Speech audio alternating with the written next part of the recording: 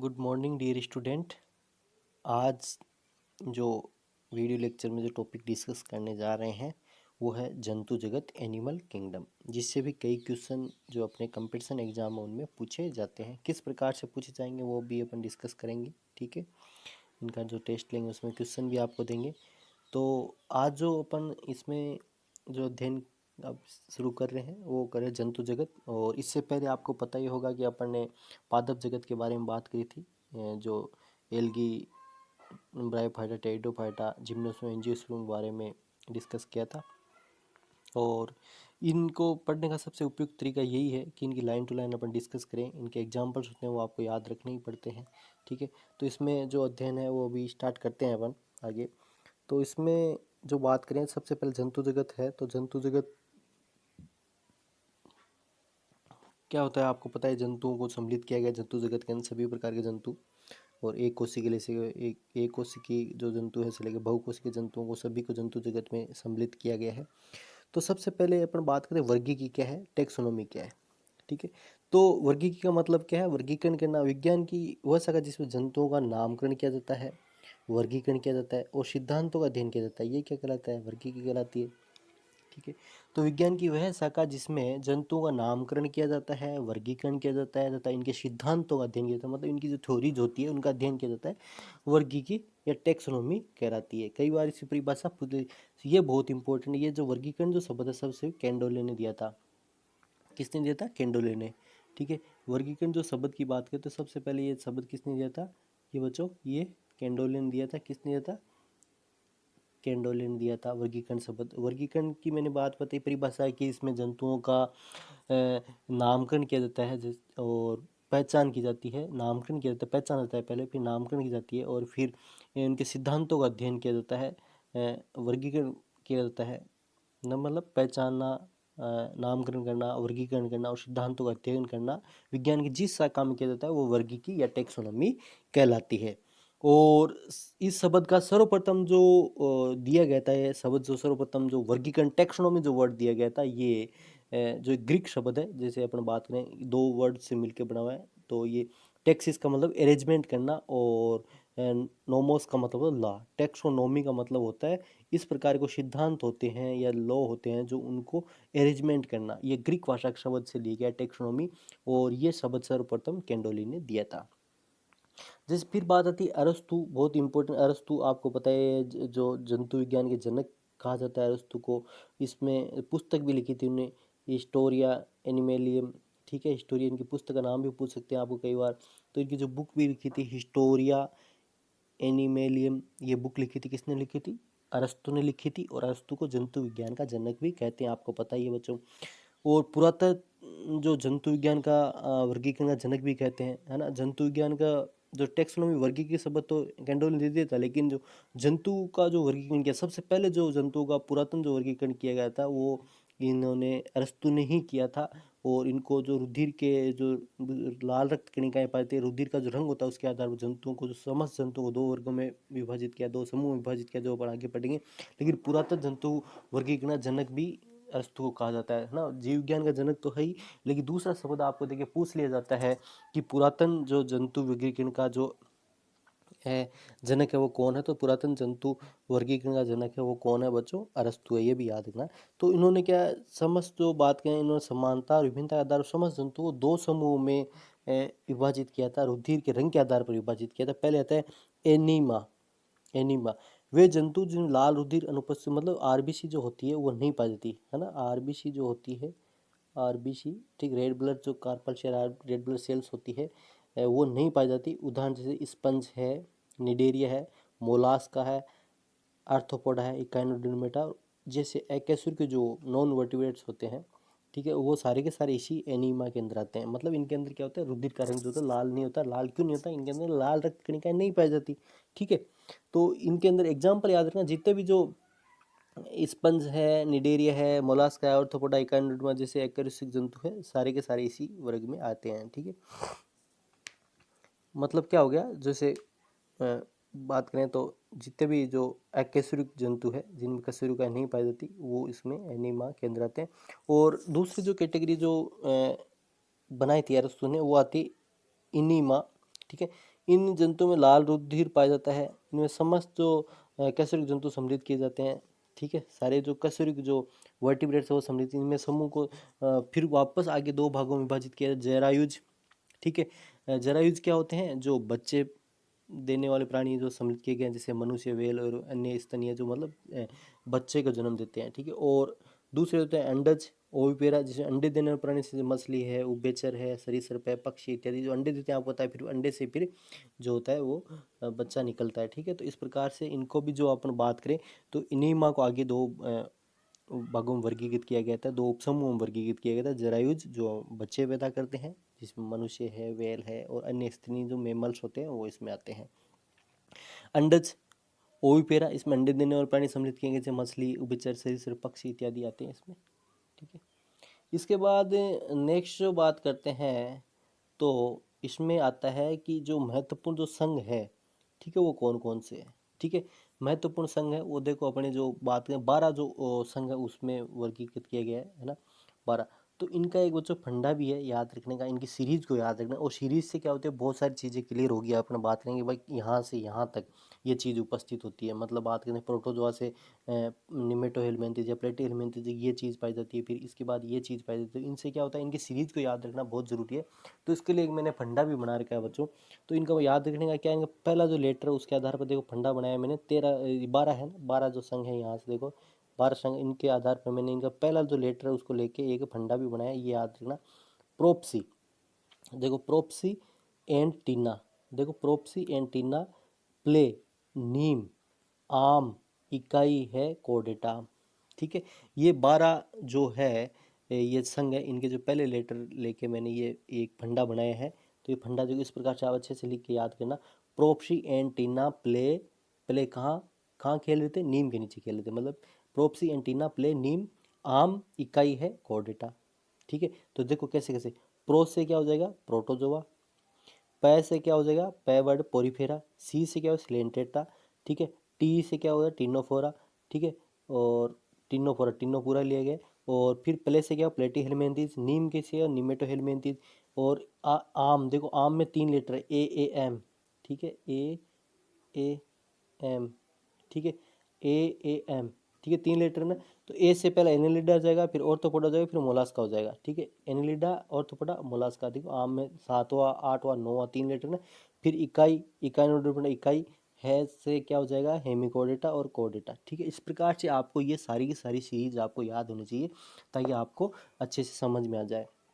तो मैंने क्या बताया बच्चों, प्रोप्सी, देखो ये फंडा 12 को कैसे याद है, प्रोप्सी एंटीना प्ले नीम, आम, इकाई है कोर्डेटा। प्रोप्सी एंटीना, प्रोप्सी एंटीना प्ले नीम, आम, इकाई है कोर्डेटा। ठीक है, प्रोप्सी, देखो फंडा कैसे बताया मैंने, 12 लेटर को याद रखने का, 12 संघों को याद रखने का। प्रोप्सी एंड टीना कहाँ खेल रहे थे, नीम के नीचे। ठीक है, प्रोप्सी एंड टीना प्ले, प्ले कहाँ कर रहे थे, नीम के नीचे। आम, आम में 3 लेटर है, पहला एनिडा है, ऑर्थोपोडा है और मोलास्का है। ठीक है, आम, इकाई, इकाई से क्या होता है, इकाइनोडर्मेटा, और है से हेमिकोर्डेटा, और लास्ट में कोर्डेटा। तो 12 हो गए ना सारे के सारे, वापस याद कर लो, बहुत इंपॉर्टेंट है। मैं बता रहा हूँ सीरीज याद रखना बहुत जरूरी है। तो ये फंडा जैसे बना रखा है, तो ये फंडे से आप याद रखना। प्रो से प्रोप्सी एंटीना प्ले नीम, आम, इकाई है कोर्डेटा। वापस लो, प्रो से क्या हो जाएगा, पोरोटोजोआ, पै से क्या पोरीफेरा, सी से सिलेंटेटा, टीना से टीनोफोरा, और पै से प्ले से क्या हो जाएगा, प्लेटीहेलमिन्थेस, नीम से क्या हो जाएगा, निमेटोहेलमिन्थेस, ये एस्केलमिन्थेस बोल सकते हैं इसको।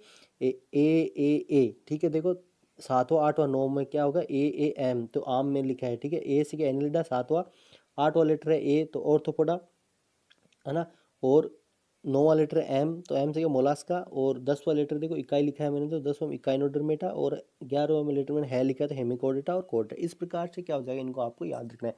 तो प्रोटोजोआ के अंदर जो प्रोटिस्टा जगत सम्मिलित, अपन जैसे अपन जंतु जगत पढ़ा था, वहाँ पे सजीव जगत पढ़ा था, तो उसके अंदर 5 जगत पढ़े, तो प्रोटिस्टा है। तो प्रोटिस्टा अपन को पता है कौन कौन से, अमीबा, पैरामीशी में जो प्रोटिस्टा सम्मिलित किए गए, सारे के सारे प्रोटोजोआ है। ठीक है, प्रोटिस्टा में सम्मिलित किए। तो प्रोटिस्टा के अंदर क्या आते हैं बच्चों, प्रोटोजोआ के अंदर क्या आते हैं, अमीबा आता है, पैरामीशियम आता है, पोरीफेरा, पोरीफेरा के स्पंज आता है। सिलेंटेटा के अंदर क्या आता है, हाइड्रा और जेलीफिश आती है। टीनोफोरा के अंदर क्या आता है, प्लूरो बेक्रिया आता, ब्रेकिया आता है इत्यादि और भी कई एग्जाम्पल। प्लेटीहेल्मिंथेस है ना, प्लेटीहेल्मिंथेस चपटे। फ्लैट का मतलब क्या होता है, इसे प्लेटीहेल्मिंथेस होता है, प्लेटीहेल्मिंथेस, लेकिन मैं इसको फ्लैट बोल रहा हूँ ना, प्लेटीहेल्मिंथेस होता है, लेकिन फ्लैट, फ्लैट का मतलब चपटा, मतलब फीता कर्मी, चपटे कर्मी इसमें आते हैं। निमेटोहेल्मिंथेस में आपको याद रखना है एस्केहेल्मिंथेस बोलते हैं, इसमें एस्केरिस आता है। एनलिडा के अंदर केंचुआ, जोक आता है। ऑर्थोपोडा के अंदर जो जो संधियुक्त उपांग वाले जंतु होते हैं, जो ऑर्थोपोडा, कीट, बिच्छू, मक्खियों और होती हैं, इनमें पाँव देखना जुड़े हुए होते हैं, मतलब 3-4 सेगमेंट्स पाए जाते हैं पाँव में। तो मतलब क्या होते हैं, कीट, बिच्छू, मक्खी, ऑर्थोपोडा। मोलास्क के अंदर घोंगा, पाइला, ऑक्टोपस जो जलीय होते हैं। इकाइनोडर्म में तारा मछली आती है। हेमिकोडर्म बेलेनो ग्लोसस आता है, जो इसको कई बार कोर्डेटा में शामिल किया था, कई बार नॉन कोर्डेटा में, ठीक है, इस प्रकार से। फिर लास्ट आता है कोर्डेटा, जो मछली, सांप, पक्षी, बंदर इत्यादि जो मैमल्स जो होते हैं वो इसके अंदर सम्मिलित किए गए हैं, ठीक है। अब इसके बाद बच्चों आगे पढ़ते हैं कि वर्गीकरण का आधार क्या रहा है। जो ये वर्गीकरण, उपरोक्त जो वर्गीकरण दिया गया, इसका आधार किस बेस पे किया गया, वर्गीकरण का जो आधार है वो क्या था, ठीक है।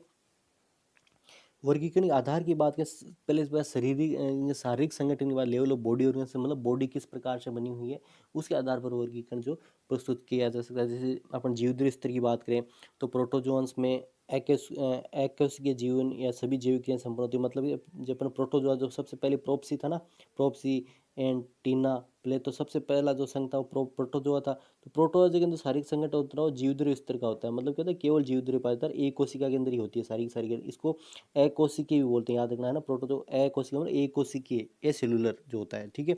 इसके अंदर मतलब पूरा शरीर होता है ना, वो एक कोशिका ही होती है, मतलब अलग अलग कोशिकाओं में विभाजित, मतलब एक, है ना, जो होती है वो एक कोशिका के अंदर संपन्न होती है। फिर बात करते हैं मतलब जैविक क्रिया, इसमें और जीवद्रव्य स्तर का होता है। इनका शारीरिक संगठन होता है किस प्रकार का होता है, केवल जीवद्रव्य पाया जाता है अंदर। और प्रोटोजोआ की बात करें तो इनका जो शारीरिक संगठन जीवद्रव्य पाया जाता है, ठीक है। इसके बाद जो अगला जो आता है, आपको पता है पोरीफेरा, सी। तो नेक्स्ट जो लेटर, दूसरा लेटर था पै, था पै से मैंने क्या, पोरीफेरा। तो पोरीफेरा के अंदर क्या था, कोशिकाएं, मतलब कोशिकाएं बन जाती है। स्पंज में कोशिकाएं बिखरे हुए समूह में होती है, कोशिकाओं के बीच में श्रम का विभाजन होता है, मतलब कोशिकाएं होती है वही काम करती है। इस प्रकार मान लो अपन बात, ये कोशिकाएं हैं तो इसमें अलग अलग प्रकार की कोशिकाएं पाई जाती है, ठीक है। तो शारीरिक संगठन बात करें पोरीफेरा के अंदर, जो स्पंज होते हैं उनके अंदर जो शारीरिक संगठन होता है वो किस प्रकार का होता है, कोशिकीय स्तर का होता है। मतलब कोशिकाएं होती है वो कार्य करती है, वो अलग अलग श्रम का विभाजन, श्रम का विभाजन मतलब क्या होता है, वो जो कोशिकाएं होती है वही क्या होती है, अलग अलग अपना कार्य बांट कर करती है। फिर आता है सिलेंटेट, जो अपने प्रोपेसी, ठीक है, और टीनो। देखो मैंने चौथा और तीसरा और जो चौथा लेटर है वो क्या था, आप जो अपने ऊपर फंडे में देखोगे अपने ना, जो मैंने फंडा बताया था, प्रोपेसी। तीसरा लेटर सिलेंटेटर था और चौथा लेटर टीना, टीना, ठीक है, टीनोफोरा। तो समान कार्य करने वाले कोशिका संगठित होकर उत्तक बनाते हैं। आपको पता ही है, पहले जीवद्रव्य स्तर, फिर कोशिकीय स्तर, और कोशिकाएं जो समान कार्य करती है उनको उत्तक कहते हैं। तो इनमें जो अपन बात सिलेंटेटर और टीनोफोरा की बात करें तो इसमें कोशिकाएं जो होती है वो संगठित होकर क्या करती है, समान कार्य करने वाली जो कोशिकाएं होती है उत्तक बना लेती है। मतलब क्या होता है, अपन आपको पूछ ले कि भाई सिलेंटेड और टिनोफोरा में जो शारीरिक जो संगठन होता है किस प्रकार का होता है, तो आपको याद रखना उत्तक स्तर का उत्पन्न हो जाता है सिलेंटेटा के बाद, है ना। सिलेंटेटा में उत्तक बन जाते हैं। और कोशिकीय स्तर पोरीफेरा में, जीवद्रव्य स्तर किस में होता है, प्रोटोजोआ में होता है। जीवद्रव्य स्तर प्रोटोजोआ में, कोशिकीय स्तर स्पंज में या पोरीफेरा के अंदर। और जो कोशिकाएं होती है वही कार्य करती है, जो स्पंज में बात है पोरीफेरा। और उत्तक स्तर मतलब क्या होता है कि जो अपन बात करते हैं सिलेंटेटा और आगे टिनोफोरा की बात करते हैं, जो समान कार्य करने वाली कोशिकाएं होती है वो मिलकर उत्तक बना लेती है। उत्तक की परिभाषा यही होती है कि समान कार्य वाली कोशिकाओं का समूह होता है, उत्तक कहलाता है। तो इसमें क्या हो, समान कार्य करने वाली जो कोशिकाएं होगी वो क्या है, उत्तक का निर्माण के लिए संगठित उत्तक बनाती है। तो अपन पूछ सकते हैं, आपको पूछ सकता है कि सिलेंटेटा और टिनोफोरा में जो समान कार्य करने वाली, मतलब जो शारीरिक संगठन होता है उत्तक स्तर का होता है। इसके बाद बात करते हैं प्लेटिन पेंथिस की, आगे की बात करते हैं तो प्लेटिन अन्य उच्च संघों के होते हैं। तो इसमें उत्तक, उत्तक क्या होते हैं, संगठित होकर के अंग बनाते हैं। उत्तक जो होते हैं वो क्या होते हैं, संगठित होकर क्या होते हैं, अंग बनाते हैं, ठीक है। उत्तक जो होते हैं वो संगठित होकर क्या बनाएंगे, अंग बनाएंगे, ठीक है। तो अपन बात प्लेटिन अन्य उच्च अंगों के में बात करें तो ये क्या होते हैं, संगठित होकर अंगों का निर्माण कर लेते हैं। फिर बात करते हैं अंग तंत्र की, बात करते हैं उच्च प्राणियों जैसे बात करते हैं तो अंग तो बन गए, जैसे प्लेटिन में उच्च वर्गों में अंग होते हैं वो उत्तक संगठित अंग बनाते हैं। तो अपना बात प्लेटिन मेंथिस मेरिन में क्या अंग तंत्र, उच्च प्राणी जैसे एस्केल मेंथिस जो प्लेटी के बाद आप जो प्रोप्सी प्ले, प्रोप्सी एंटीना प्ले, प्लेट तक तो अंग तंत्र हो गया। फिर कहाँ से, प्ले, नीम, ठीक है, निमेटोहेल्मिन्थेस से सारे जो ऊपर के जो है उनमें क्या होता है देखो, उच्च प्राणी जैसे एस्केलमेंथिस को निमेटोहेलमिंथिस बोल, एनिलिडा आम इकाई है, देखो मैंने बताया था ना ऐसे।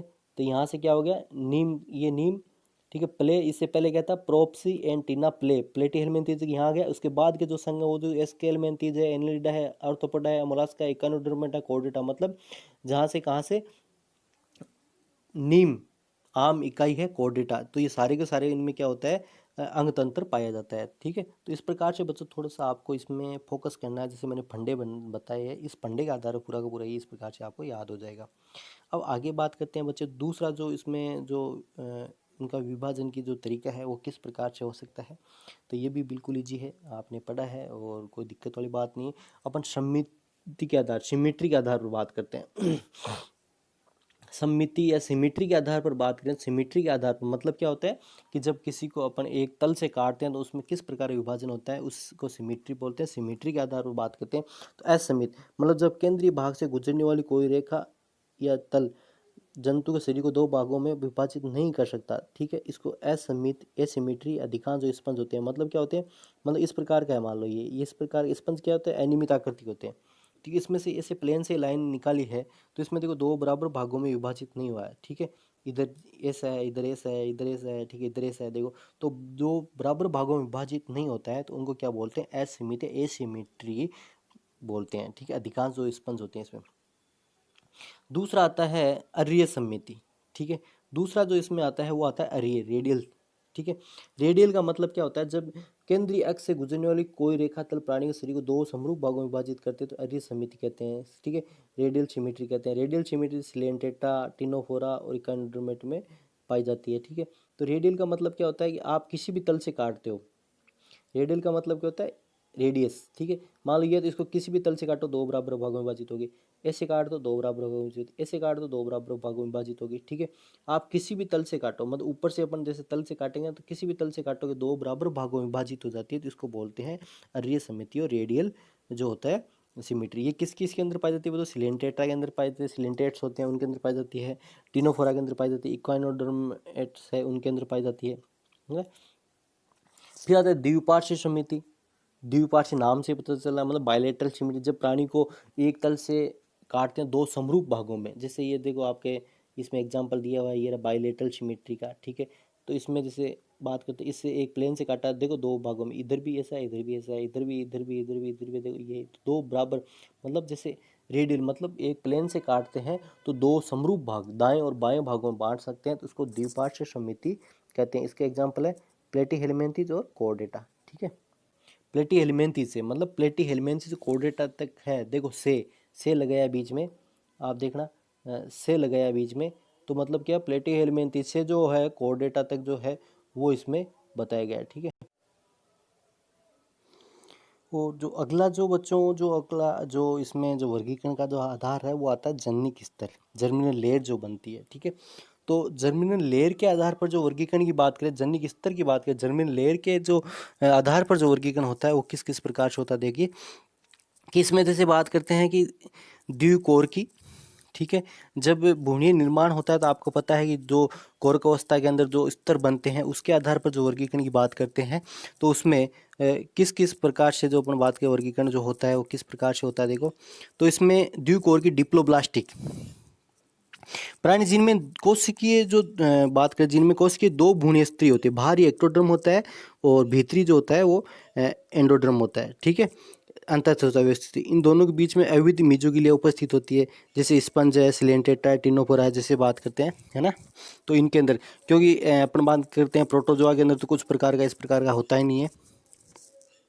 तो उसके बाद प्रोप्सी में जैसे अपन दूसरा जो वर्ग आता है, संघ आता है, पोरीफेरा है, सिलेंटेटा और टिनोफोरा, इनके अंदर जो होता है वो शारीरिक स्तर होता है बच्चों द्विकोशिकीय होता है, याद रखना, ठीक है। डिप्लोब्लास्टिक प्रकार का होता है, डिप्लोब्लास्टिक प्रकार का इनमें शारीरिक संगठन होता है। देखो डिप्लोब्लास्टिक क्या होता है, देखो तो ये देखो डिप्लोब्लास्टिक इसमें दिया हुआ है कि इसमें देखो बाहर जो होती है वो एक्टोडर्म होती है, बाहर वाली जो स्तर होता है जनिकी जो स्तर होता है, और अंदर वाला जो स्तर होता है ये देखो आपके ये जो स्तर है वो एंडोडर्म है। तो इनके बीच में क्या होती है, मीजोगिलिया होती है ये, ठीक है। मीजोगिलिया जो अविभेदित जो होता है ये मीजोगिलिया पाई जाती है। तो इस प्रकार का मतलब दो स्तर पाए जाते हैं, तो इसलिए द्विकोर की अवस्था बोलते हैं। और ये जो पोरीफेरा होते हैं, स्पंज है, सिलेंट्रेट्स है और टिनोफोरा के अंदर ये जो है द्विकोर के स्तर पाए जाते हैं। ठीक है, अब इसके बाद देखो त्रिकोर की अवस्था। तो त्रिकोर की अवस्था बात करें टिप्लोब्लास्टिक, जिनमें क्या होता है भ्रूणीय के तीन स्तर पाए जाते हैं। भ्रूणीय, त्रिभ्रूणीय स्तर या तृतीय भ्रूणीय स्तर, जिसमें सबसे पहले बनती है एक्टोडर्म, एंडोडर्म, और फिर क्या होती है इन दोनों से बीच में मेसोडर्म बन जाती है। देखो ये है एक्टोडर्म है और ये एंडोडर्म है, और बीच में क्या बन गई आपके ये जो है ये मेसोडर्म बन गई, ये मेसोडर्म बन गई। ठीक है, तो तीनों जन्य स्तर पाए जाते हैं वो ट्रिप्लोब्लास्टिक तीन स्तर। तो इसमें देखो जैसे मैंने प्रोटोजोआ में देखो स्तर ऐसा नहीं होता है कि पेलिकल का आवरण पाया जाता है एक बस। और जैसे बात करूँ जैसे स्पंज, सिलेंट्रिया, टिनोफोरा के द्विकोर की अवस्था पाई जाती है, लेकिन प्लेटी हेलमिंथेस है ना, जैसे अपने फंडा था ना प्ले, है ना, टीना प्ले, तो प्लेटी एलिमेंट से जो कोर्डेटा है, तो कोर्डेटा तक जो जो इनके जो स्तर होता है शरीर का, वो त्रिकोर की अवस्था होती है, त्रिकोर के टिप्लोब्लास्टिक होता है। इसके बाद बात करें परगुआ।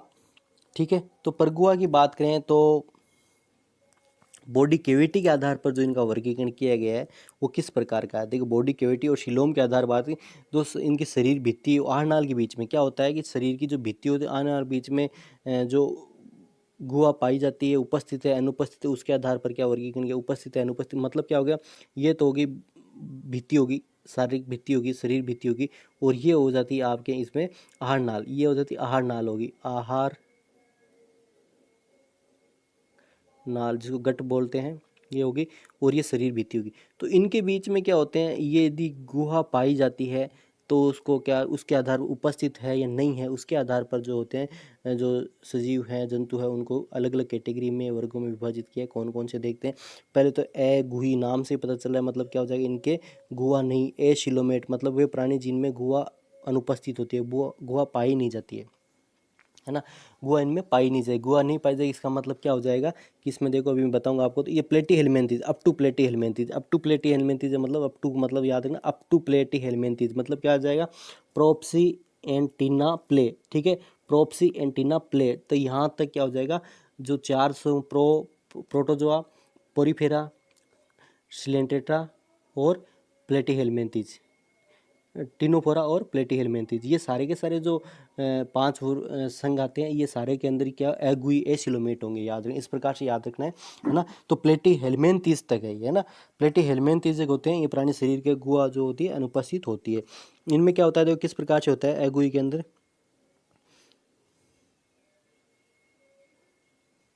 इस प्रकार से एसिलोमेट, एसिलोमेट के अंदर होगा, देखो ये होगी आपके एक्टोडर्म होगी और ये एंडोड्रम होगी, इनके बीच में क्या मेसोडर्म से आश्रित जो होती है ये गट होगी, बीच में क्या होगी, ये जो होगी गुहा होगी, ये बात करते हैं, ये जो आहार नाल होगी, ये आहार नाल है बीच वाली, और ये बाहर वाली जो बाह्य शारीरिक भित्ति है, और ये एक्टोड्रम है और ये एंडोड्रम, इनके बीच में क्या होती है, यहाँ पर क्या होती है, एक देह गुहा पाई जानी चाहिए थी लेकिन वो नहीं पाई जाती इनमें, तो इसलिए क्या होता है एसिलोमेट एगुई होते हैं, ये प्लेटीहेलमिंथेस तक जो होते हैं वो इसमें आते हैं। इसके बाद आता है दूसरी जो वर्ग आता है वो आता है आपके इसमें कूटगुहिक। ठीक है, कूटगुहिक, कूटकुई क्या होते हैं, देखो वे प्राणी देह गुहा मेसोडर्म से आश्रित नहीं होती, पाई तो जाती है, और बल्कि मेसोडर्म, एक्टोडर्म, एंडोडर्म के बीच थैलियों के रूप में बिखरी हुई पाई जाती है, इस गुहा को कूट गुहा कहते हैं ना। इस पाउच के एस्केलमेंथीज होते हैं वहाँ तक, एस्केलमेंथीज होती है उनके अंदर इस प्रकार की, याद रखना, जो एस्क्रिस वगैरह होते हैं, राउंड वोम जिनको बोलते हैं, उनके अंदर जो होते हैं कूट गुहा पाई जाते हैं। कूट गुहा का मतलब क्या हो जाएगा, क्या हो जाएगा कि देखो ये जैसे है कूट गुहा में, इसमें क्या हो जाएगा, ये होगी एक्टोडर्म होगी, ये एंडोडर्म होगी अंदर वाली, तो इनके बीच में ये क्या होगी मेसोडर्म होगी, और ये बीच के अंदर पाउच के रूप में पाई जा रही है। देखो ये जो है ये क्या है, ये क्या हो जाएगी, ये शिलोम है, लेकिन ये क्या होती है शूडो, शूडो का मतलब कूट, असत्य प्रकार की होती है, मतलब पूरी विकसित प्रकार की नहीं होती है, पाउच की थैलियों के रूप में पाई जाती है। ठीक है, तो ये जो पाई जाती है किस में पाई जाती है बच्चों, राउंड वॉर्म जो इसके एलमेंथीज है उनके अंदर इस प्रकार की जो होती है, जैसे बात करते हैं एस्केलमेंथीज है जो एस्क्रिस वगैरह उनके अंदर कूटकुइक होती है। एग्जाम्पल बहुत जरूरी है आपको याद रखना है, जो शिडोसोलोमेट होते हैं या कूटकुइक होते हैं वो उनके अंदर क्या होती है, एस्केलमेंथीज के अंदर इस प्रकार की जो होती है वो पाई जाती है। फिर आते हैं प्रेगुही सिलोमेट, मतलब क्या होते हैं, जो प्रगुही का मतलब जिनके अंदर गुहा पाई जाती है मेसोडर्म से आश्रित, मेसोडर्म से आश्रित का मतलब क्या हो जाएगा मैं बताऊंगा आपकी, जी ये वास्तविक गुहा या इसको प्रगुहा या ट्रिशिलोम भी कहते हैं, और ये जो इसमें युक्त प्राणी को प्रगुही कहते हैं, इस प्रकार के जो प्राणी होते हैं उनको प्रगुही मतलब सिलोमेटिक जो एनिमल्स कहते हैं। और भूणी आधार पर सिलोम दो प्रकार की होती है, लेकिन सबसे पहले अपन को याद करना है जो प्रगुही होते हैं, ठीक है, वो किस प्रकार के होते हैं। इसके में क्या हो जाएगा कि मान लो ये है एक्टोड्रम है, ये एंडोड्रम है, और इसमें क्या होती है, इसमें ये बीच में एक्टोड्रम और एंडोड्रम के बीच में मेसोड्रम से आश्रित ये मेसोड्रम है, ये मेसोड्रम है, और ये मेसोड्रम मतलब बीच में क्या होती है, ये सिलोम पाई जाएगी, ठीक है। ये जो मैं कलर से बता रहा हूँ ये आपको जैसे मैं दूसरे कलर से बताऊँ, ये ठीक है, ये बीच में जो है ये सिलोम है, ठीक है। ये एक्टोड्रम होगी, ये एंडोड्रम होगी, ये मेसोड्रम की दोनों तरफ से आश्रित है, मतलब दोनों तरफ से कवर्ड है, बीच के अंदर, बीच के अंदर, ठीक है। दोनों तरफ से, जैसे दोनों तरफ से बताऊं तो मैं देखो इसमें दोनों तरफ से इस प्रकार से, ये मेसोड्रम से बाहर से आश्रित है, ये होगी, और अंदर से मेसोड्रम से आश्रित है। जो बीच में रेड वाली है जो इसको इस प्रकार की जो संरचना पाई जाती है, ठीक है। जो देखो दो ग्रीन वाले के बीच में जो स्ट्रक्चर पाई जाती है ये सिलोम है, ठीक है। तो इस प्रकार के मतलब प्रगुही जो होते हैं प्राणी बोलते हैं इनको, ठीक है। तो इस प्रकार की ये स्ट्रक्चर पाई जाती है। ये किस में पाई जाती है ये बात करेंगे, लेकिन इसके आधार पर जो होते हैं जो भूमि प्रयोधन सिलोम दो प्रकार की हो सकती है। भूमि प्रयोधन के आधार पर बात करें तो सिलोम जो होती है आगे चल के दो प्रकार की इसका विकास हो सकता है। देखो जैसे कैसे, तो इसमें दीर्घ प्रगुहा,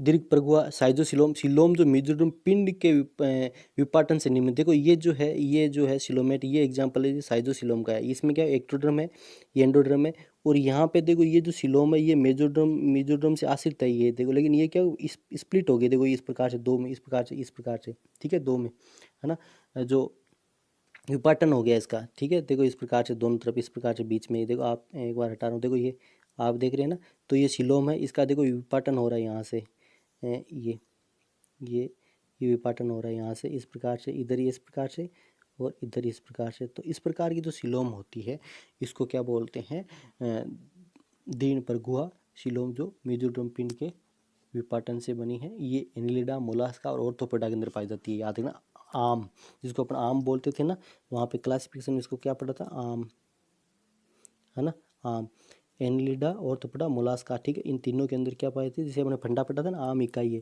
तो वहाँ पे आम के अंदर बात है साइजोसिलोम पाई जाती है, साइजोसिलोम होती है वो पाई जाती है।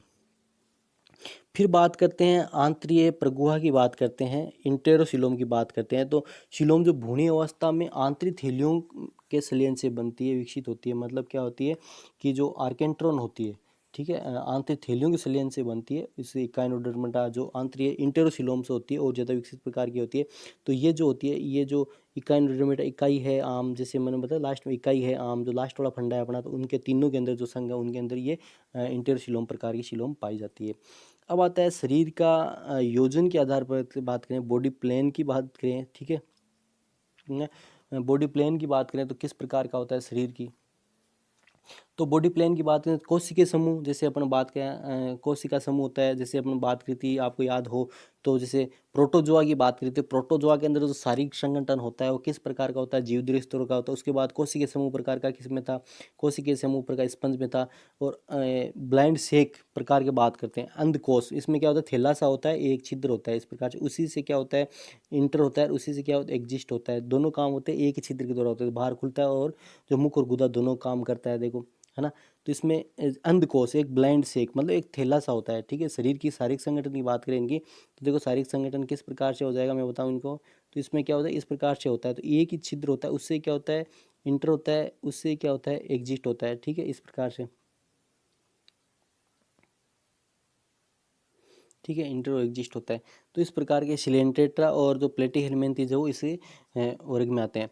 नलिका में नलिका प्रकार का जो शरीर योजना होती है बॉडी, नलिका में नलिका प्रकार का क्या हो जाएगा कि मतलब क्या हो जाएगा कि जैसे ये है तो इसमें क्या होता है, ये एक बाह्य नलिका, इसके अंदर नलिका ये पाई जाती है, ये नलिका ये नलिका। इस प्रकार का जंतुओं में जो पाचन तंत्र पूर्ण होता है, मतलब अर्थात दो छिद्रों द्वारा मुख और गुदा होती है। इस नलिका के अंदर क्या होगा, जो अंदर ही आहार नाल गट है उसके अंदर एक तो मुख होगा और पीछे की तरफ क्या हो जाएगा गुदा हो जाएगी।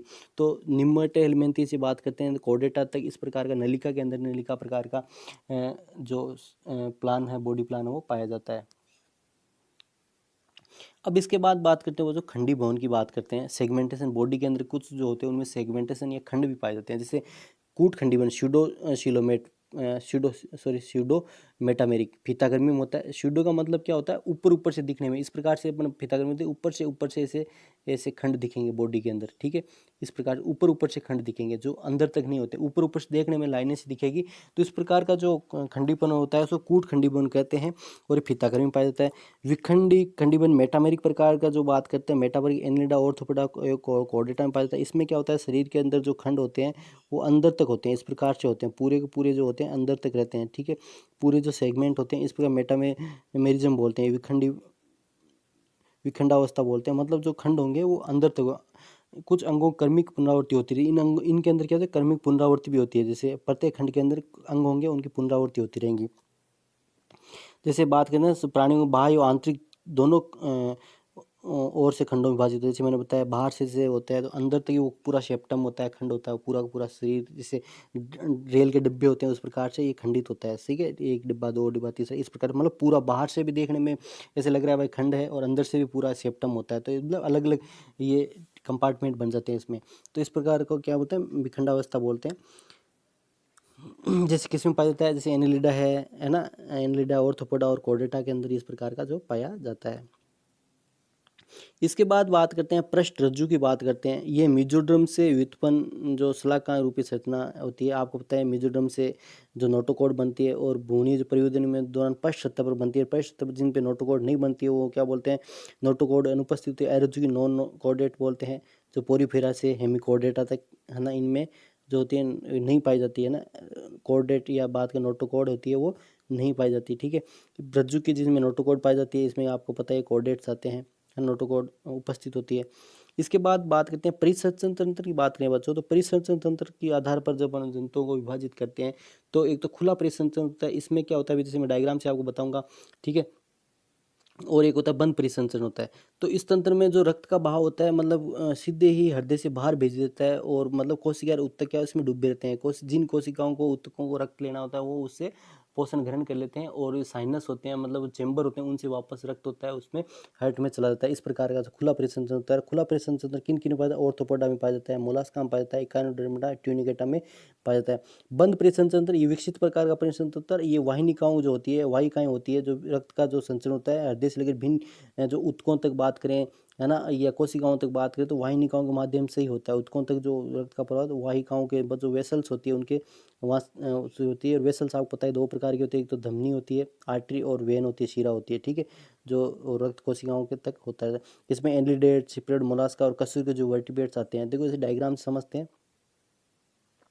देखो ओपन टाइप जो वस्कुलर सिस्टम है तो उसमें देखो ओपन टाइप वस्कुलर सिस्टम की बात करते हैं तो इसमें देखिए आप, तो ओपन टाइप में देखो तो हेड से सीधा सीधा कहाँ पे चला जाता है, जो सराउंडिंग ऑर्गन्स है उनमें खुला का खुला ब्लड चला जाता है, ठीक है ना। जैसे खुला का सीधा जो नलिका है वो ऑर्गन्स में खुलती है, और ऑर्गन्स से ब्लड में न्यूट्रिएंट या पोषक तत्व ले लेते हैं, और जो भी होते हैं ले लेते हैं उस, फिर वो कंपार्टमेंट से जो ब्लड वापस हेड में चला जाता है, इस प्रकार से है ना। साइनस बोलते हैं कंपार्टमेंट, इनसे वापस ब्लड वापस घूम के इस प्रकार से आता रहता है।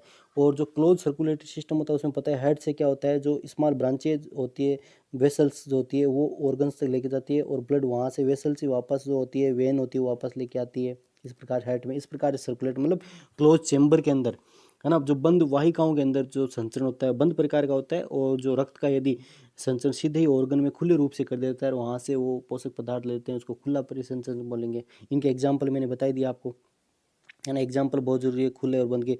तो खुला परिसंचरण ओपन टाइप का होता है, ऑर्थोपेडा होता है, मोलास्का होता है, काइनोडर्मेटा होता है, ट्यूनिकेटा होता है, इनके अंदर पाया जाता है। बंद परिसंचरण की बात करते हैं तो एनेलिड्स है, सिफेलोपोड्स है, मोलास्का है, खसूर के इनके अंदर पाया जाता है। अब बात करते हैं भ्रूणीय परिवर्धन की बात करते हैं। तो भ्रूणीय परिवर्धन का मतलब क्या होता है कि बच्चों एक जो ब्लास्टोपोर जब अपन गेस्टुला अवस्था होती है तो गेस्टुला अवस्था में क्या होती है, कोरक क्षेत्रीय ब्लास्टोपोर बनता है। तो ब्लास्टोपोर से आगे उससे क्या भविष्य के आधार पर जंतुओं को दो समूह बांटा जाता है। ब्लास्टोपोर से आगे मुख बनता है या गुद्दा बनती है उसके आधार पर, ठीक है। प्रोटोस्टोमेट, ठीक है, जिनमें प्रोटो का मतलब है तो पहले, तो जिनसे मतलब मुख बनता है, मुख का निर्माण होता है उनको, अर्थात कोरक छिद्र से, अभी अपन डायग्राम से देखें, कोरक छिद्र से मुख का निर्माण होता है तो उनको प्रोटोस्टोमेट बोलते हैं। प्रोटो का मतलब क्या होता है, आप प्रोटो का मतलब पहले, तो पहले मतलब ऐसे बोल रहा हूँ, प्रोटोस्टोमेट में फंडा बता रहा हूँ, प्रोटोमेट का आप ये मान लेना पहले मुख्य बनना चाहिए ना। तो मुख बनता है तो उसको क्या बोलते हैं, जिसे मुख का निर्माण प्रोटोस्टोमेट बोलते हैं। प्लेटी हेलमिंथेस से मोलास्का तक जो है वो इस प्रकार के इस श्रेणी में आते हैं। प्लेटी हेलमिंथेसी मोलास्का तक इस श्रेणी में आते हैं, ठीक है। प्लेटी हेलमिंथेसी मोलास्का तक, ठीक है। फिर ड्यूटेरोस्टोमेट जंतु जिनमें गुदा का निर्माण मुख्य होता है, ठीक है। जंतु में गुदा का निर्माण क्या होगा, पहले क्या होगा, जिससे जो ब्लास्टोकोरक छिद्र है उसे क्या गुदा का निर्माण होगा, तो इसे क्या उसको ड्यूटेरोस्टोमेट बोलते हैं। इकाइनोडर्म, हेमिकोडर्म, कोडे, जो लास्ट के 3 समूह संघ है उनके अंदर इस प्रकार के भूमि परिवर्तन पाया जाता है। तो देखो इसे डायग्राम से समझते हैं बच्चों, ठीक है। तो देखो ये एक डायग्राम है, इसमें अपने बात करिए तो ये ब्लास्टुला है, ब्लास्टुला से ब्लास्टोपोर बनता है, ठीक है। और अंदर क्या होती है, ये एक्टोड्रम है, ये एंडोड्रम है, एंडोड्रम के से यहाँ पे क्या है मेसोड्रम बन रही है, ठीक है। और मेसोड्रम के बीच में यहाँ आर्केंट्रॉन बन गई, और मेसोड्रम ये आर्केंट्रॉन बन गई यहाँ पे, और मेसोड्रम से सिलोम का निर्माण हो रहा है। अब देखो यहाँ से देखो ये जो ब्लास्टोपोर था, ये ब्लास्टोपोर है, तो ब्लास्टोपोर देखो माउथ का निर्माण हो रहा है, ठीक है। ये ब्लास्टोपोर नीचे, तो इससे माउथ का निर्माण हो तो क्या बन रहा, प्रोटोस्टोम हो गया। चीज़ और ऑर्थोपोडा मोलास्का के अंदर अपन बात करते हैं। फिर बात करते हैं ड्यूटेरोस्टोम, तो ये ब्लास्टुलास्ता है, इसके बाद ब्लास्टोपोर बना है, वैसे आर्केंट्रॉन बनी है, शिलोम बनी है, और इससे माउथ से इसे क्या किसका निर्माण हो क्या, देखो एनस का निर्माण हो। ब्लास्टोपोर से किसका निर्माण हो रहा है, एनस का निर्माण हो, क्या बोलते हैं उनको, ड्यूटेरोस्टोम बोलते हैं, ठीक है। तो ये हो गया इसमें ड्यूटेरोस्टोम, इकाइनोडर्म, हेमिकोडर्म, जो लास्ट के 3 हैं उनमें। प्लेटी हेलमिंथेसी से मोलास्का तक जो होते हैं वो तो प्रोटोस्टोमेट होते हैं, और ड्यूटेरोस्टोमेट की बात करें तो इकाइनोडर्म, हेमिकोडर्म, कॉर्डेट्स होते हैं। इसके बाद बच्चों बात करते हैं आउटलाइन ऑफ एमिकल, जो क्लास एनिमल क्लासिफिकेशन की जो मोस्ट आउटलाइन, उसकी बात करते हैं। एनिमल्स लेवल ऑफ ऑर्गेनाइजेशन की बात करें तो प्रोटोजोआ जो प्रोटोप्लाज्मिक लेवल के थे तो उनको अलग कर दिया, मतलब इनका जो बॉडी लेवल ऑफ ऑर्गेनाइजेशन की बात करते हैं तो, और सेलुलर टिश्यू और ऑर्गन लेवल के थे उनको अलग कर दिया, मेटोजोआ बोला है, ठीक है। प्रोटोजोआ मतलब क्या, प्रोटोजोआ तो अलग पड़ती है, प्रोटोप्लाज्मिक जीवन स्तर उनका क्या, जीवद्रव्य स्तर का जो शारीरिक संगठन होता है प्रोटोप्लाज्मिक, जिसके अंदर क्या प्रोटोजोआ है, एमीबा वगैरह ये। और सेलुलर लेवल का अपन बात करते हैं मेटाजोआ है, मेटाजोआ के अंदर क्या हो जाएगा, सेलुलर है, टिश्यू है, ऑर्गन लेवल का जो बॉडी ऑर्गेनाइजेशन पाया जाता है। तो फिर आप देखो इसको मेटाजोआ वापस प्रोजोआ, जो एक ही सेलुलर लेवल का केवल होता है ना, तो प्रोजोआ जो इसमें पोरीफेरा है, जो स्पंज वगैरह आते हैं।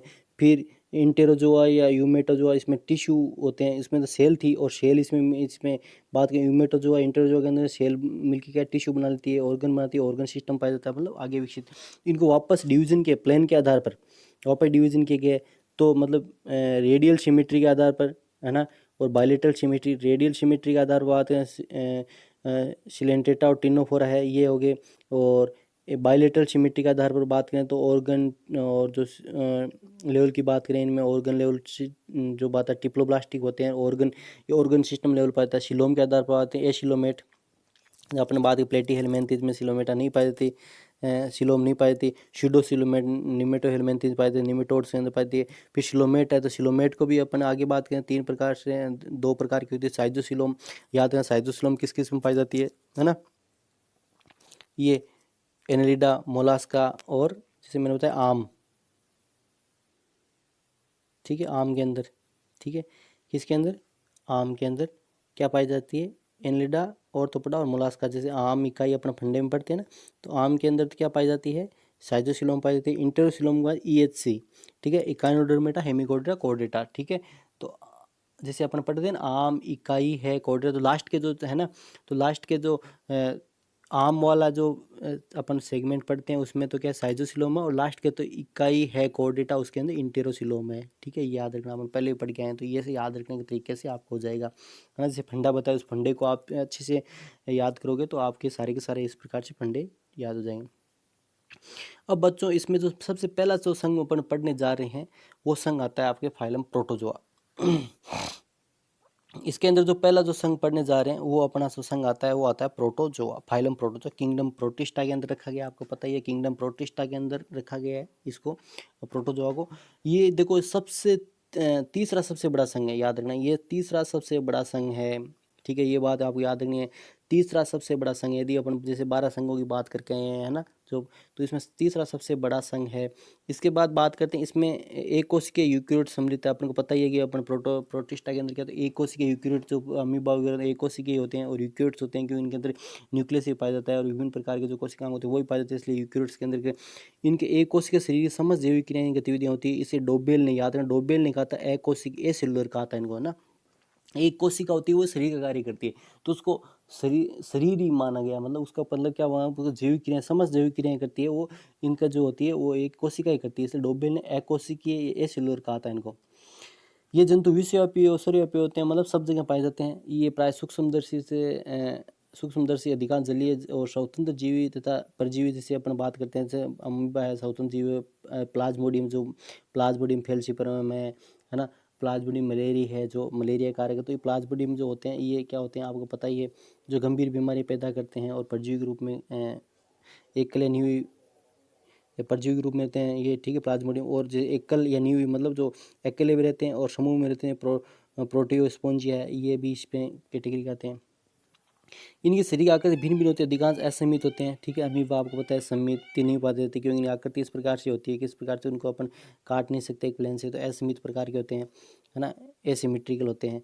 इसके बाद इन जंतुओं का जो शारीरिक, अपन को पता है, अपन पढ़ गए हैं पहले, इनका जंतुओं जो प्रोटोजोआ है अपन बात करें तो इनका जो शारीरिक संगठन होता है वो किस प्रकार का जो होता है, जीवद्रव्य स्तर का होता है, अपन ने पढ़ लिया, पहले ही पढ़ लिया, ठीक है। और इनमें केंद्रों की संख्या एक या अनेक भी हो सकती है ना। इनके अपन बात करेंगे केंद्रों की संख्या एक या अनेक भी हो सकती है। कुछ जो केंद्र की द्विरूपता याद रखना, बहुत इंपॉर्टेंट लाइन बता रहा हूँ बच्चों। पैरामीशियम उसके अंदर दो प्रकार के केंद्र पाए जाते हैं, एक तो बड़ा केंद्रक होता है, एक छोटा केंद्रक होता है। इसमें केंद्र की द्विरूपता मतलब केंद्र को दो रूपों में पाया जाता है, किसके अंदर, पैरामीशियम के अंदर।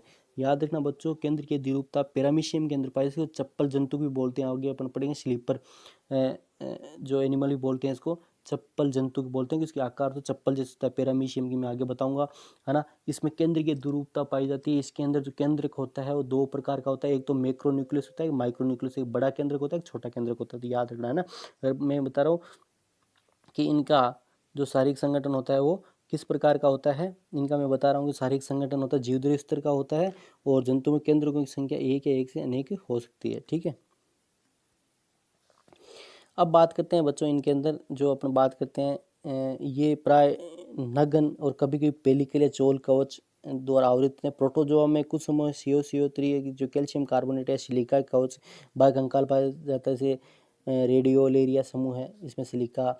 और दूसरा फोरामिनीफेरा है समूह है, इसमें जिससे अपन बात करते हैं समूह है जिसमें CO का जो पाया जाता है।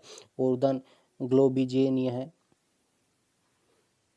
ना, सिलिका इस कैल्शियम 3 है, इससे याद रखना है ना, CO3 है। अब गमन के लिए क्या क्या पाए जाते हैं, गमन के लिए की बात करें तो अंगुलीपाद जैसे सूडोपोडिया अमीबा के अंदर पाया जाता है ना। उंगलीनुमा जो कूटपाद, उंगलीनुमा कूटपाद का मतलब क्या होता है, इस प्रकार से ये कूटपाद बना लेता है अमीबा, उससे क्या गमन करता है इस प्रकार से, ठीक है। तो कूटपाद किसमें, अमीबा के अंदर पाए जाते हैं। फिर चाबुकनुमा का जो कसाब की बात करें तो चाबुकनुमा कसाब यूग्लिना के अंदर पाया जाता है। यूग्लिना भी आपको यूग्लिनोड्स पढ़ते हैं ना अपना प्रोटोजोआ के अंदर, तो यूग्लिनोड्स है। और जो आपको पता है प्रकाश संश्लेषी प्रकार के होते हैं, इनमें लौह भी पाए जाते हैं। तो ये चाबुकनुमा जो कसाब होते हैं, ये ना यूग्लिना की बात करें तो यूग्लिना इस प्रकार से होता है, तो इसमें चाबुकनुमा ये कसाब भी इसमें पाया जाता है, ठीक है।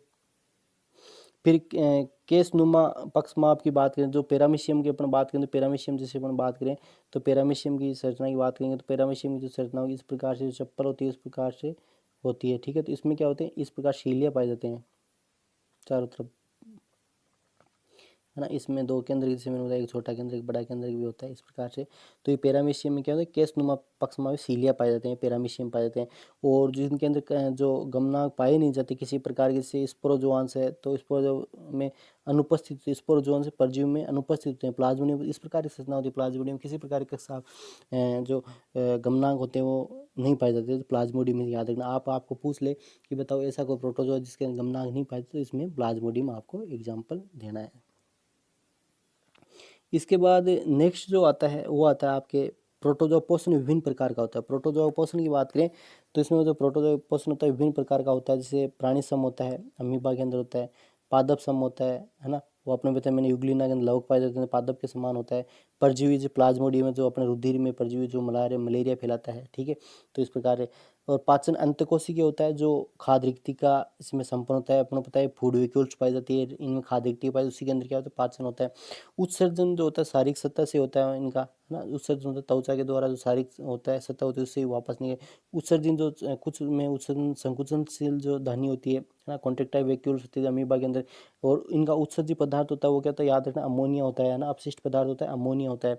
क्योंकि आप याद रखना, जितने ही जो जलीय जंतु होते हैं, जो जल में पाए जाते हैं, उनके अंदर जो उत्सर्जित पदार्थ होता है अमोनिया ही मिलेगा आपको। कुछ शौचजलीय प्रोटोजोआ शरीर में जल की मात्रा संकुचनशील राजधानी द्वारा नियंत्रित होती है, मतलब प्राशन के नियमन होता है। प्राशन के नियमन का मतलब क्या हो जाएगा कि इनके अंदर क्या होते हैं, जैसे अपन बात करें अमीबा है, तो इसके अंदर क्या एक ये संकुचनशील ध्वनि पाई जाएगी। यदि इसके अंदर जल की मात्रा ज़्यादा होगी तो इस रिक्तिका के अंदर आ जाएगी, ठीक है। इससे क्या प्राशन नियमन रहेगा। और यदि इसमें इसके अंदर जो जीवद्री के अंदर जल की मात्रा कम होगी तो इस जो रिक्तिका है संकुचनशील ध्वनि, इससे जल इसमें इसके जीवद्री मात्रा, इससे क्या होता है, इनका जो प्राशन नियमन होता है, ऑस्मो रेगुलेशन होता है, वो संकुचनशील ध्वनि होती है उससे रेगुलेट होता है।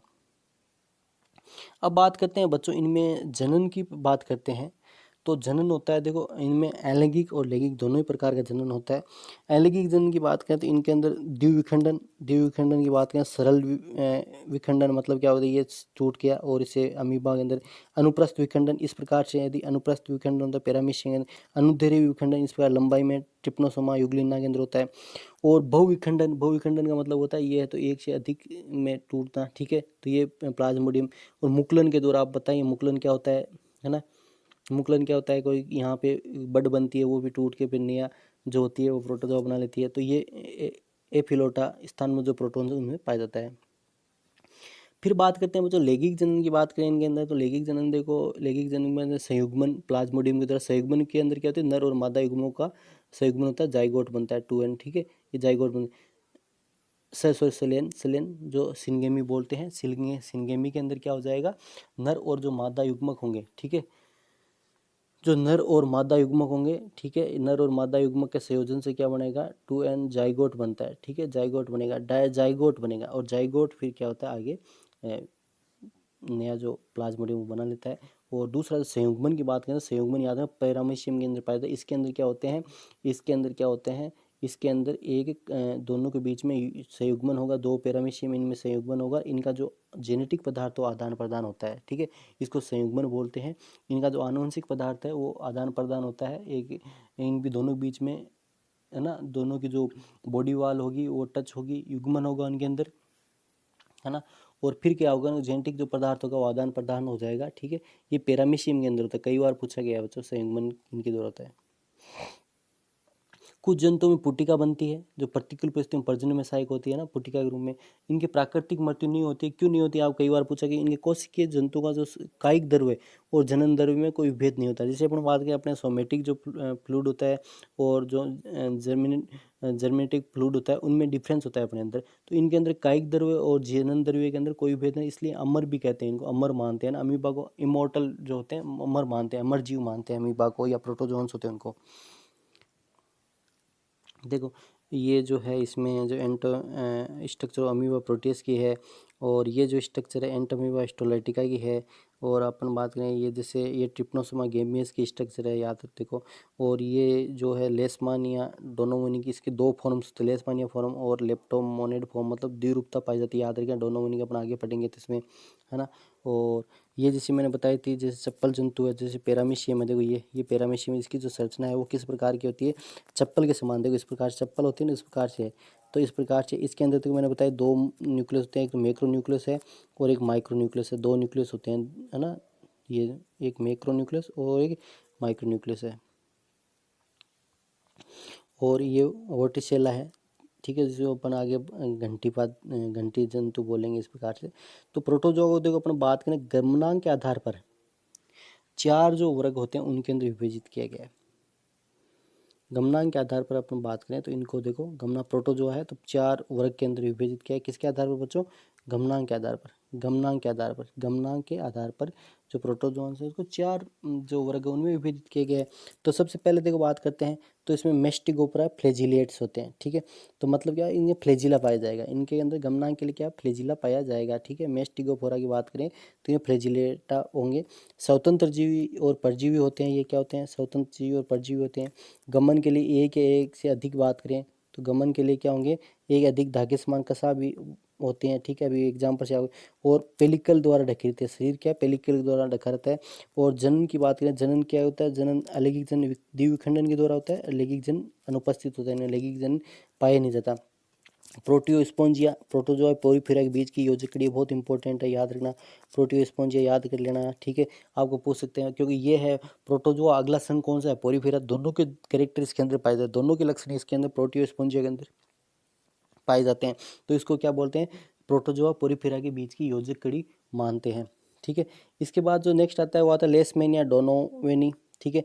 इसमें जैसे मैंने बताया था, अभी डायग्राम बताया था, इसमें द्विरूपी देते हैं, द्वीप उपद्वीप परजीवी डाइजेंटिक है। कालाजर याद रखना बहुत इंपॉर्टेंट, जो कालाजर होता है उसका जो रोगवाहक है कालाजर का, डमडम बुखार या लेशमैनिया जो रोग पैदा करता है यही करता है। इसका वाह क्या सैंड फ्लाई है, ठीक है, याद रखना सैंड फ्लाई है, कई बार पूछा गया है ना।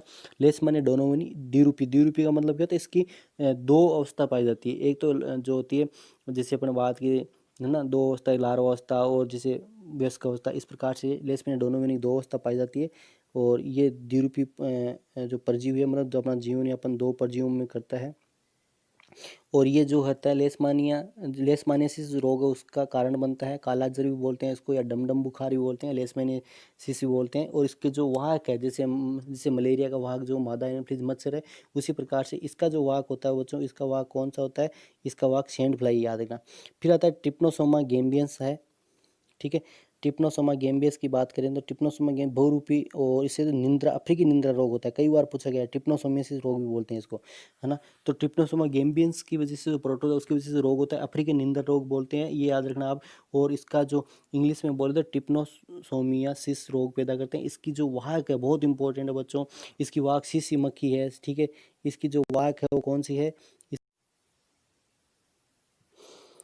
अगला जो बात करते हैं वो आता है इसमें आपके गार्डिया इंटेस्टिनलिस, जो आंत्रवर्ध वयस्क है, जो अतिसार, जो डायरिया, जियाडिसिस रोग पैदा करता है ना। और जो संक्रमण प्रदूषित जो भोजन होता है उससे पानी द्वारा फैलता है। इसके बाद नेक्स्ट जो मेस्टिगोफरा जो प्रोटोजोआंस है वो आता है ट्रिक्नोमोनास ट्राइकोमोनास वेजिनलिस। ये मादा की जो योनि का परजीवी है, श्वेत प्रदर जो ल्यूकोरिया जो रोग होता है इसकी वजह से ही होता है, ठीक है, इसकी वजह से ही होता है। इसके बाद जो नेक्स्ट बात करते हैं इसके अंदर, तो वो आता है ट्राइकोनिफा, जो दीमक और तिलचट्टे की जो आंतरुज का परजीवी होता है, ठीक है इसमें। इसके बाद जो नेक्स्ट बच्चों जो अपने इसमें आगे दूसरा जो वर्ग पढ़ते हैं उसका वर्ग की बात करें तो जो दूसरा वर्ग होता है सार्कोडेन राइजोपोडा। ये स्वतंत्र परजीवी होते हैं या परजीवी भी होते हैं, स्वतंत्र जीव परजीवी होते हैं, ठीक है। गमन के लिए इसमें जैसे कूटपाद पाए जाते हैं, और शरीर नग्न होता है, कवच द्वारा घिराता है। जनन इनमें अलैंगिक द्विखंड और लैंगिक जनन अनुपस्थित होते हैं, जैसे इसमें मेस्टिगोरा की तरह। इनके जो अमीबा, अंगुलीपाद, कूटपाद जो लाइबो बॉडी में उपस्थित है। कोशिका तरह एक्टोप्लाज्म या एंडोप्लाज्म होता है इनके। कोशिका दो में विभाजित होता है, बाहर वाला तो एक्टोप्लाज्म होता है, अंदर वाला एंडोप्लाज्म होता है। फिर आता है प्लियोमैक्सिया आता है। काउस जो बहुकेंद्रीय सबसे बड़ा अमीबा, याद रखना सबसे बड़ा अमीबा आपको पूछ ले कौन सा होता है, काउस है ना। इसके बाद जो नेक्स्ट आता है एंटोमाइस्टोरा द्विरूपी होता है, एक पोस्ती चीज अमीबी पेचिस की रोग पैदा करता है। डायसेंट्रीज के ऊपर होते हैं ना, दस्ते वस्ते लगना चालू हो जाते हैं, इसे द्विरूपी एक पोस्तीय परजीवी है, ठीक है, जिसकी द्विरूपता पाई जाती है। और पोषक जो होता है एक ही जो होता है उससे लेता है इसका। एंड इसके बाद जो नेक्स्ट आता है वो आता है इसमें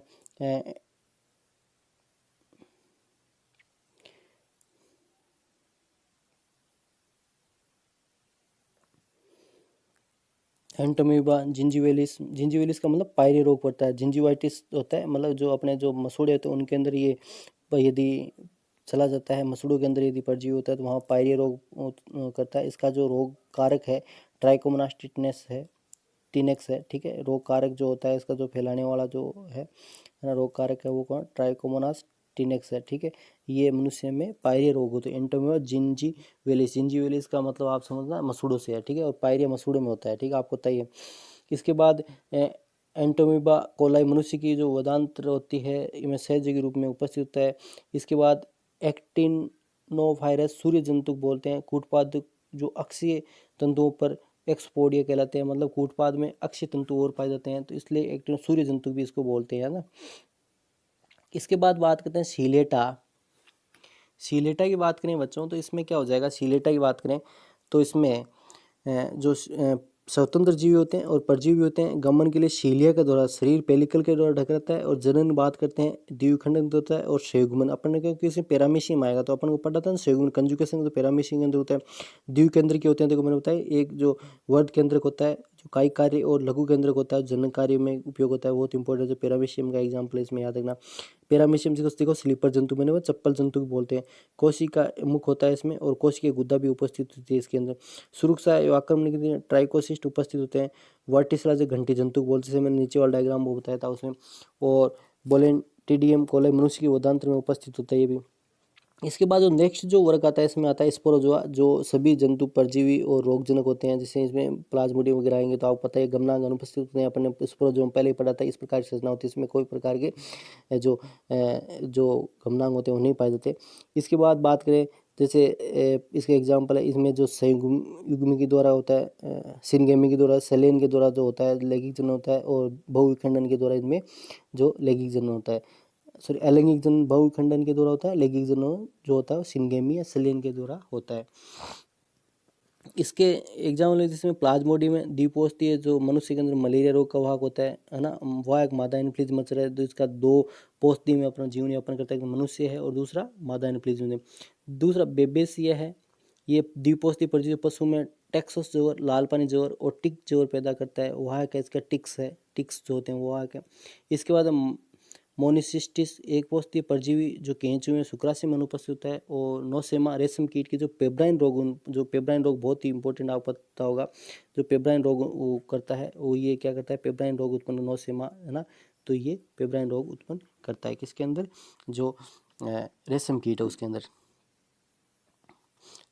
तो बच्चों आज की कक्षा के अंदर बात करें तो आज की कक्षा के अंदर अपन ने जो बात पढ़ा है, तो इनका जो आज जंतु जगत के बारे में जो एक परिचय था वो पढ़ा, उसके बाद जंतु जगत में जो इनका वर्गीकरण आधार था वो पढ़ा, और फिर अपन ने एक प्रोटोजोआ जो संघ था उसके बारे में पढ़ा है। तो इसके बारे में कोई दिक्कत हो तो आप मैसेज करना, चैट करना, है ना, ये अच्छे से पढ़ो, क्योंकि सारी की सारी चीज़ें आपको इसमें थोड़ी ध्यान याद रखनी पड़ेगी। तो इस प्रकार से, और फिर आगे का जो पढ़ेंगे पूरी फेरा पढ़ेंगे। आज की कक्षा में इतना बहुत है, धन्यवाद।